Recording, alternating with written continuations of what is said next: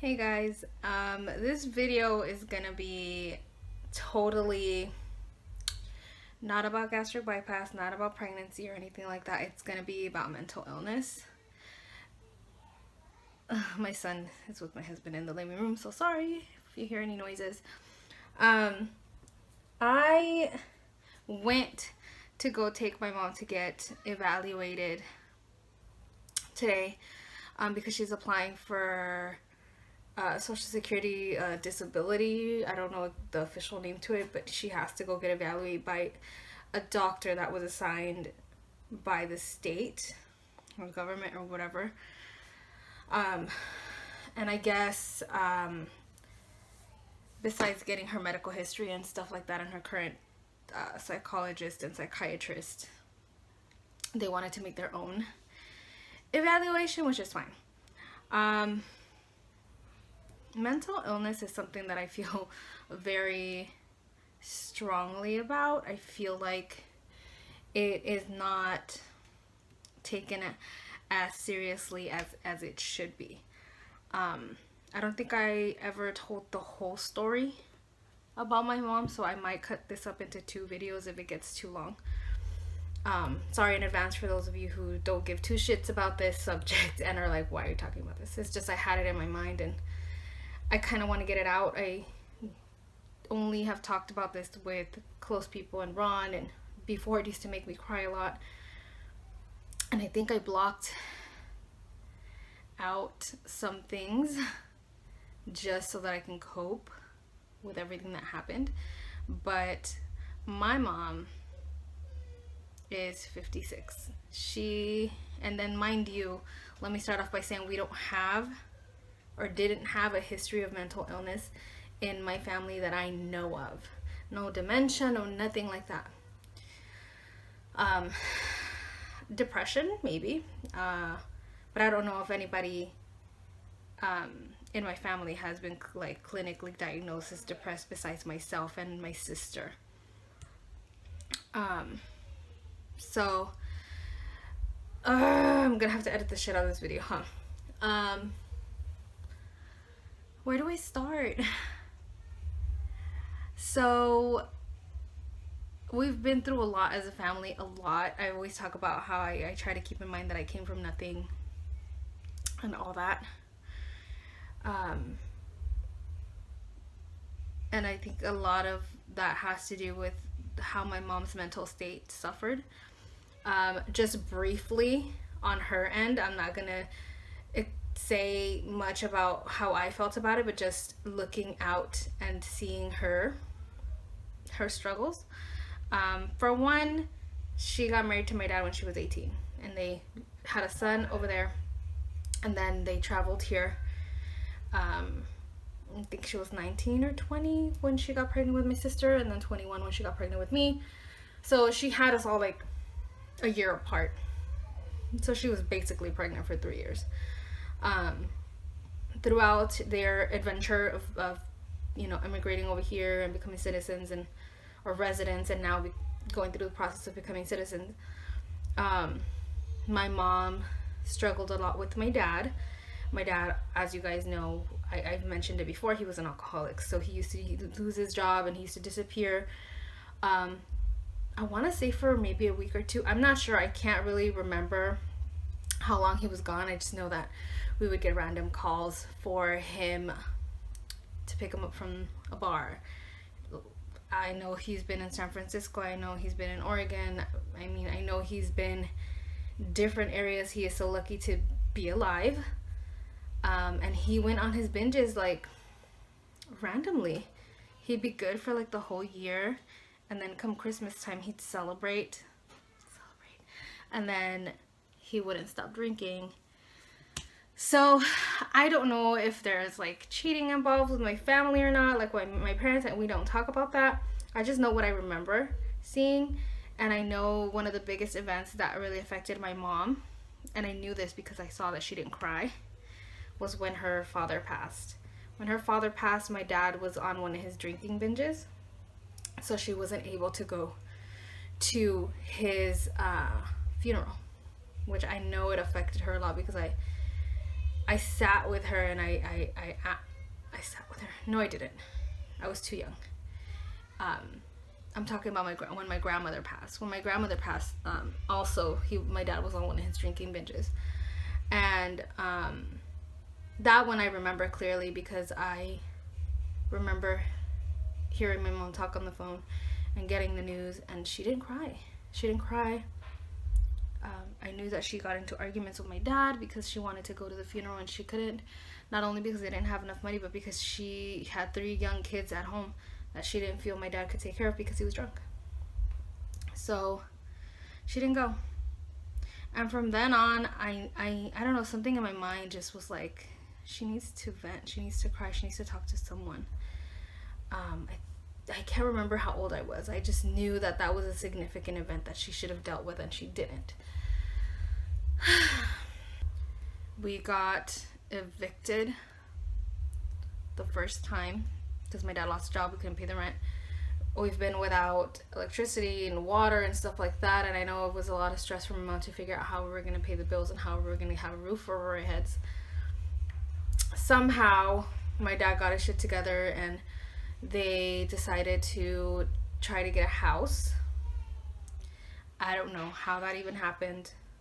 I'm pretty sure it shouldn't have happened because we couldn't afford it. It was during the time right before like the whole real estate debacle happened. And so we got a house. We moved in. Everything was great. And then my dad had one of his drinking binges again. And we fell behind on the mortgage. And the house went to foreclosure. During that time, I knew something wasn't right. Because my mom was acting kind of strange. My mom was a very social person. She always did her hair. She always did her makeup. She always kept her house tidy. She was very social with the neighbors. She had friends. She kept in touch with her family. Like, she was very, independent. She drove everywhere. She went to work. And she did all these things that, I was like, I want to be like her when I grow up. I want to be as independent and strong as my mom, So when she started acting weird, and I mean, like, we were already religious, but we didn't go to church every Sunday, stuff like that. But she was, religious like any other Hispanic household with the Virgin Mary and all that. But she started getting very pushy about God. And then slowly but surely, she would say things like, people are like staring at her at work, or people are following her home, or that people are talking about her at work. She would say random things like that, and then from one moment to the next, she'd be fine and cooking dinner and whatever. And it happened every once in a while, not really enough for me to track. And then it started happening more frequently. And then, and this is over a month's span. I don't think it was a year. I think it was a couple months, weeks to months. By this time, my sister was out of the house. She had her own daughter, and she was in San Diego, I believe. And my brother had moved in with his girlfriend. I was 17, 18. I had already graduated. I barely was fresh out of high school. And I was still living at home. I was on the verge of going to college when all this happened.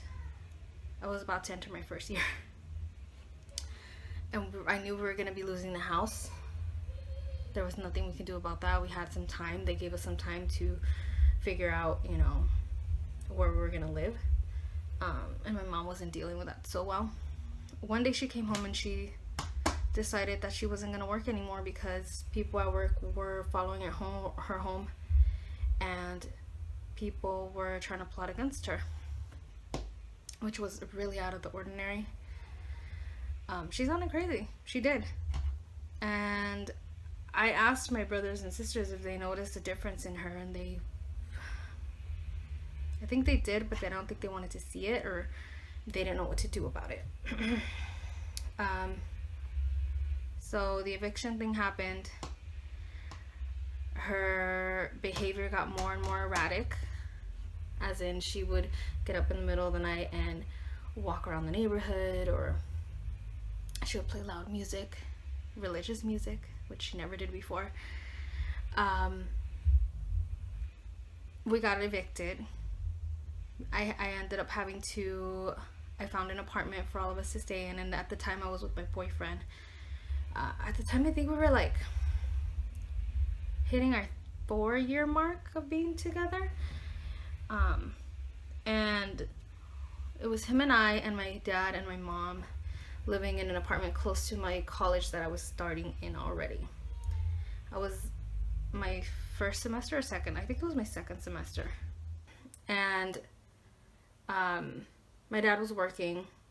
My mom would not leave the apartment until like it was dark.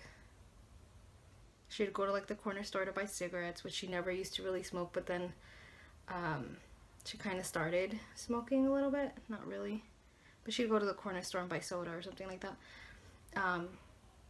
But she would be normal one day, me cooking dinner, and then the next day she'd have an episode of saying like the TV was talking to her, the radio was talking to her. She saw us through the TV where we went, where we were, and she started saying stuff like I was an imposter, I wasn't her daughter, I was fake, I guess. I don't know, like I never really understood, but she started saying stuff like that, and slowly but surely, because of her behavior, my brother and sister stopped coming around.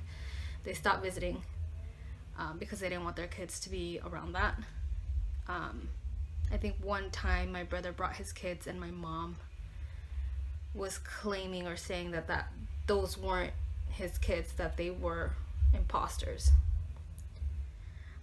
She was just extremely paranoid, and she would wander off at night, which scared me because I didn't know. I mean, we didn't live in the best neighborhood, so the stress started getting to me.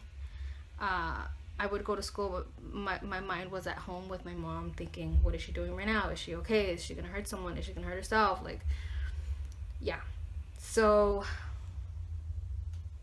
I was trying to find help. I was trying to get her committed, but she wouldn't go to the hospital with me willingly. Not even committed, I just wanted to get her evaluated, and she wouldn't. She didn't think anything was wrong. She refused to go to the hospital willingly, and I think I went through like almost 2 years of this, almost two years of this, or maybe 3, I don't remember. I blocked out a lot of stuff, okay? And I'm surprised I'm not crying, because every time I used to talk about this, I used to just break down in tears just thinking about those years, because it was so hard. And I felt so alone and helpless because no one would help me. But anyways,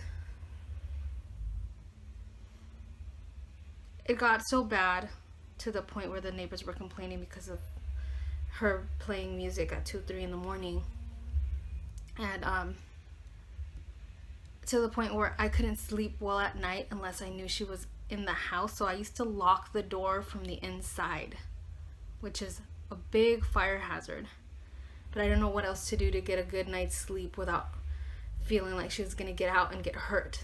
So that sucked. My dad, I think, had the worst of it from her because she was so aggressive with him, so angry towards him. He used to sleep on the couch. He used to sleep on the couch in the living room, and she used to be in the bedroom doing I don't know what. I would hear the radio, sometimes the TV. She had a lot of statues of the Virgin Mary and different like spirits or whatever, saints. And I would hear her doing like chants and talking to herself, and I would ask her, who are you talking to? No one.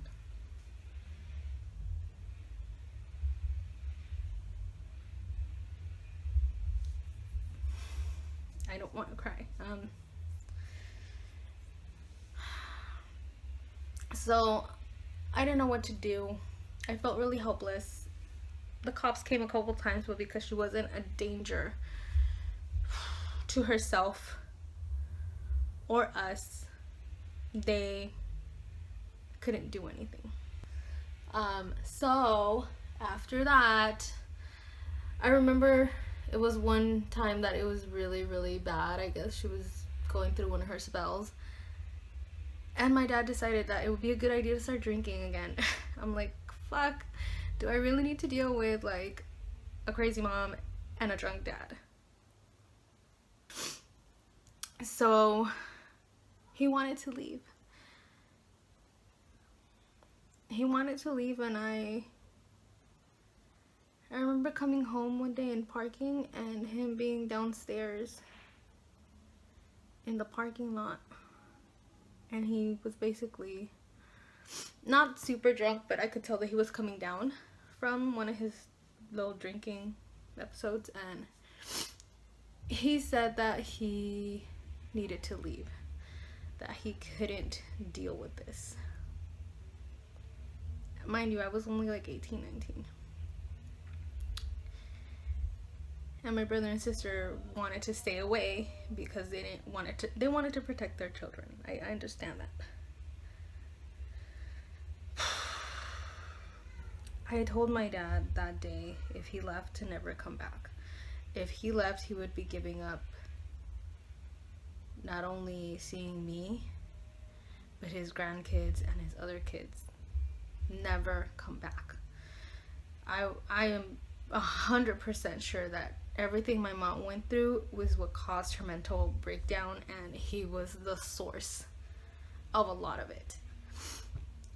So I'm like telling him, like, if my mom stuck it out with you for 19 plus years of your bullshit, and you have only been dealing with her for 3, then go and don't come back. I don't know if something struck a chord inside him or what, but he just turned around and went back inside the apartment. And he never tried to do that again, and he stopped drinking. Those are the moments that stand out for me. But eventually, we kind of got evicted from that apartment. I don't remember whether we got evicted or we left.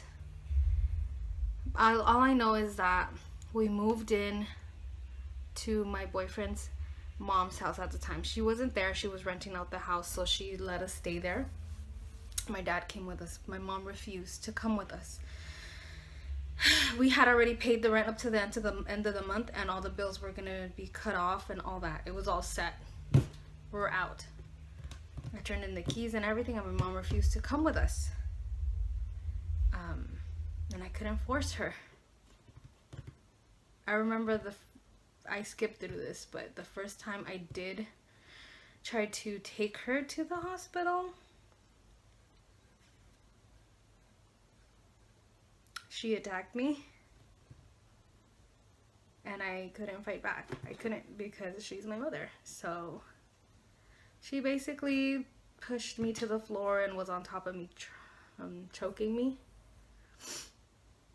And my boyfriend was the one who took her off of me and restrained her, and she kind of calmed down, and she's like, fine. And so we went into the car. She did go willingly until we actually got to the hospital, and they strapped her down in the hospital bed and were asking her a bunch of questions, and she didn't feel comfortable then, and so she kind of lasted a couple hours there, and she signed herself out.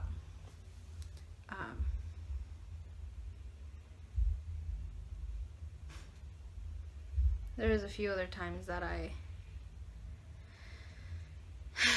I signed her out because I felt so guilty, and that was my fault, and I carried that guilt with me for a long time, because she was crying and upset, and she had already been there like a day or two, and she was begging me to take her out. She felt fine now. She was okay. They gave her medication and she's fine. She wants to go home. Me being so young, and I love my mom, I signed her out. I took her home, and then a couple days later, she's right back where she started.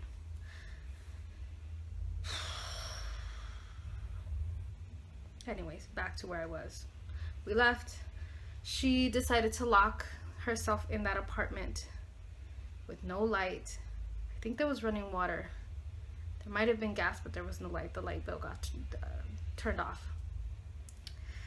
A couple of days later, I get a phone call from the landlord saying, hey, you know, your mom is refusing to leave. I'm going to have to call the cops to get her out.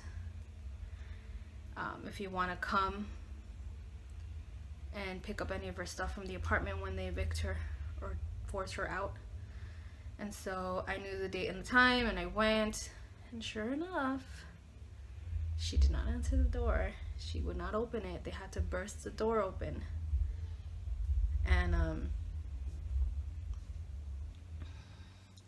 I guess, I don't know exactly what the report said, but there was knives involved. All over the counter. I guess there was knives all over the counter when they broke in. And they deemed it a threat to themselves and to her. So they arrested her and they put her on a 72-hour hold. That's what it took. They took her, I forget to what hospital it was. White Memorial in LA. Brand new hospital. Mental hospital. I went. They kept her on that hold. And then from there, after the 72 hours were up and she was diagnosed with brief psychotic disorder, that's what her initial diagnosis was. They were trying to find the right cocktail of antipsychotic medication to give her. After being there for the 72 hours, they still felt like she needed to be further evaluated. So they transferred her to, it was a Kindred something. It was another mental hospital that was in LA. That was a live-in facility. And she stayed there for 2 weeks. And during those 2 weeks, we had a couple of sessions with her to talk about her mental state and how she's doing, medication she's on, and basically saying that she was okay, but she was eligible to be an outpatient as long as she kept doing treatment, which scared the shit out of me. She was released into my care, and she just still didn't accept that she was sick, so she would not take her medication. She relapsed a couple of times, where we had to take her to the emergency room and let them know she has this disorder and she needs this medication, and they would give it to her, and then she would go to her outpatient treatments. And then on the very last visit, they basically told her, if you continue to do this, we are gonna have to have you live here. Like, you will not be leaving this facility, you will stay here. At that point, my mom got scared because she didn't want to live there. It's not the nicest place. Like, they chain you to your bed. Yeah, I remember going there, and I block all that out, and I did for a long time, because it's hard to see your parent go through something like that. I've been to, I think, 3 or 4 facilities where she's been, seen and committed, and they've had her chained up and strapped down and stuff like that. And this one time she really wanted to get away, and so she pulled out the IV from her vein, and there was like blood everywhere, and she like ran out of the room, and security guards had to like restrain her. It was really hard, but I kept fighting, and I kept insisting, and eventually my brother and sister, mostly my brother, helped. with her treatment and getting her to her appointments and stuff like that. I think at one point I told my brother that I needed a break. I needed a break because I mentally myself, like, I dropped out of school. And I just couldn't. I couldn't concentrate anymore, and this was taking over my life, and my mental state was not that great. I was barely surviving mentally. And so they went to go live with my brother. They moved out of my house. Excuse me. They moved out of where I was living with my boyfriend, and they moved in with my brother and his wife and their kids, and they were my mom and dad stayed with them for a long time, and she didn't relapse anymore. My brother was able to get her in some great programs and was taking her to her doctor's appointments. Whenever he couldn't, he would reach out to me and I would take her. I remember not visiting her for a long time. A long time. I couldn't even look at her because I was so scared that she might relapse again, or that I might see that look that she gets when she's off her meds.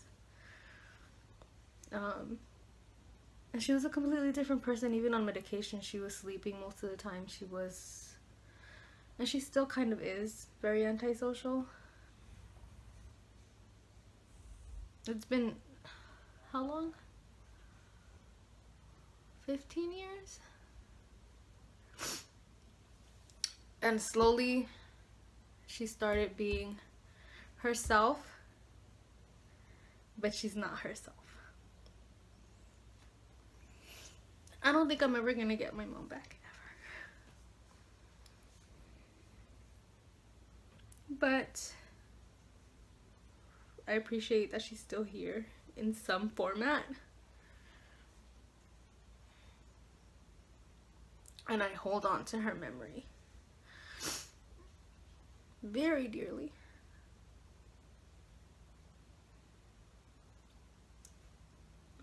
She's now diagnosed with schizophrenia, and she's never gonna get better. In fact, it's a progressive disease, so she's probably gonna get worse. But we will deal with that when that comes. For right now, she has finally found the perfect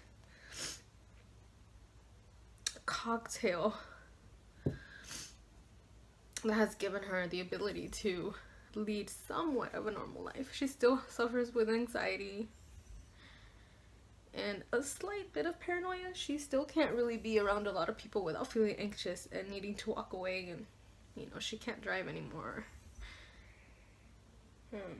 She doesn't really care about her appearance much anymore either. But she knows who I am. She knows who her family is. She remembers our childhood. She remembers everything of who she was before. She just has trouble with short-term memory. She gets confused very easily. She gets frustrated very easily. So I'm with her most of the time. My brother comes visit a lot. She calls them on the phone a lot. She calls her extended family, like her sisters in Mexico and all that, a lot. And so she's functioning. Not the way she used to, but she's here. And I am thankful that somehow I got through it. My family got through it. We never gave up, and we insisted and insisted and insisted to get her help. We didn't just give up. We didn't just let her go out on the street and disappear and be homeless, and we didn't let it get so far as to her hurting someone or all that I hear in the news. The reason why I made this video is to share my experience to those people that might be going through the same thing and finding the mental health system very frustrating because you feel like no one's gonna help you. It took me literally leaving my mom to fend for herself. Of course, I went back and checked on her in that apartment every day to make sure she was okay, but she refused to come with me. And it took her getting evicted or whatever for the officers to see her as a danger. And that's what pissed me off. They have to be seen as a danger to themselves or to the public to be able to have a 72-hour hold and mental evaluation. Either that or you have to voluntarily go and check yourself in for an evaluation. It's been years since I researched anything about mental health and the laws or anything like that, but I keep seeing stories about women.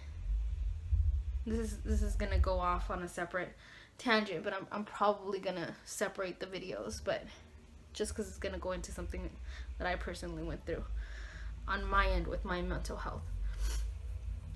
But let me just close this off by saying, don't give up. The system will fail you, but just keep going. Someone will eventually help you. Don't let your parents end up on the street. Don't let your family end up being victims to this disease. Keep fighting, even when it seems like you are about to break, because they're your family. They're your mother, your sister, your brother, your daughter, your son. Never give up on them when it comes to this disease, because if you do, they will end up on the street, or they will end up hurting themselves or hurting someone else.